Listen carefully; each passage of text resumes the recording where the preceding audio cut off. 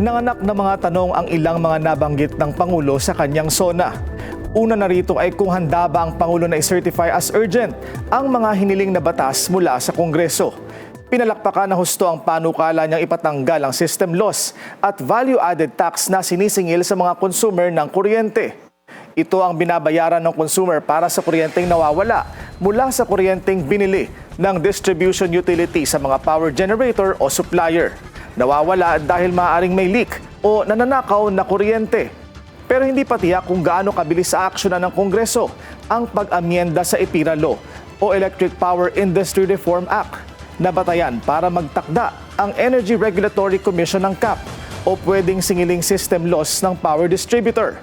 Sa ngayon naglalaro sa pagitan ng 5.5 hanggang 6.5% ng kabuuang billing ng mga pribadong power distributor ang system loss charge at 8.25 hanggang 12.25% o higit pa para sa electric cooperatives.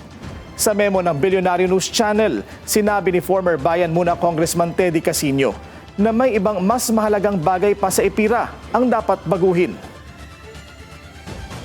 The more basic problem, yung overpricing, yung abuse ng mga monopolies o oligopolies in the power sector, yung conflict of interest na ikaw na distributor, ikaw pa nagpapatakbo ng generator, yun ang mas malalalim na usapin dyan, na hindi yun ang tiningnan. The fact that we privatized the transmission corporation despite yun na yung kumikita at yun yung pinaka-crucial, hawak ng pribado, hawak ng China. Ganito rin ang tanong sa hiling ng Pangulo na batas na magpapalawak sa exemption sa income tax sa mga kumikita ng 350,000 pesos and below kada taon mula sa kasalukuyang 250,000 at exemption sa minimum corporate income tax para sa mga maliliit na negosyo. Kapag na-certify as urgent ang isang panukalang batas, pinapayagan ang Kongreso na ipasa sa second and third reading sa parehong araw mula sa required na 3. Halimbawa, March 12 nitong taon, sinertify as urgent ng Malacanang ang panukalang magbibigay ng kapangyarihan sa Pangulo na bawasan o suspindihin ang excise tax sa mga produktong petrolyo dahil sa krisis sa langis. At naipasa ito sa loob lang ng 5 araw sa Senado, March 17, at sumunod na araw, March 18 naman sa Kamara, bago naging ganap na batas sa loob lang ng 2 linggo noong March 25. Ipinatupad ito ng Pangulo sa LPG at kerosene. Nagtakda rin tayo ng sunod-sunod at malalaking mga price rollback na kailangan tuparin ng mga kumpanya ng langis.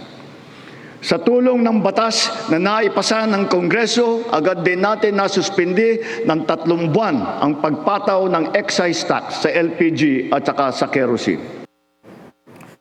Pero walang banggit kung bakit hindi ginamit ang kapangyarihan sa gasolina at diesel. Bagay na ayon sa ekonomistang si Emmanuel Leco ay dapat nang gawin ng Pangulo. Sabi naman ng ating mga finance manager, paano yan? Pagka tinanggal ang excise tax, mawawala ng pondo ang gobyerno na ibibigay naman doon sa mga ginagamit nilang pang-ayuda. Pero ako tingin ko doon, kumita na ang gobyerno doon sa matataas na presyo. Yung excise tax at saka yung value-added tax, kumita na ang pamahalaan. Kasi ano ito add-on based on the value. So, malaki na. So, pwede na rin tanggalin. And then, pagka napigil natin yung presyo ng petrolyo, maaari din tayong makapagpigil ng presyo ng mga iba pang produkto. Sa planong industrial hub naman sa New Clark City sa Tarlac, sa ilalim ng PAC Silica Initiative ng Amerika, kailangang matiyak ng pamahalaan kung may sapat na kuryente ba at tubig para punan ang kakailanganing supply para sa gamit at pagpapalamig ng AI chips at data center. Sa isang bansang nakakaranas pa rin ng power interruption at kakulangan ng tubig lalo kapag tag-init. Nauna nang sinabi ng BCDA na hindi aasa sa community water supply at groundwater ang hub at sa halip ay sa ibang paraan gaya ng rainwater harvesting, storage, treatment at recycling. Ibang usapan pa ang posibleng epekto nito sa kapaligiran at ang pagsang-ayon ng mga residente at indigenous peoples sa proyekto. Sa lahat ng ito, the devil is in the details, ika nga.